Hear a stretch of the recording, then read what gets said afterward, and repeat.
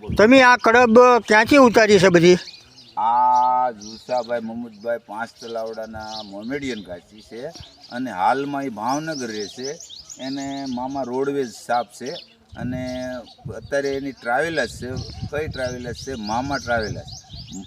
ભાવનગરથી મુંબઈ સુધી ચાલે છે એની ગાડી. અને માતાજીની દયા એની માથે થઈ તો એને આ 3 ટ્રેક્ટર કડબ આપી છે આપણને ઘાસ જુવાર. તો આ 50,000 થી 60,000ની કડબ છે.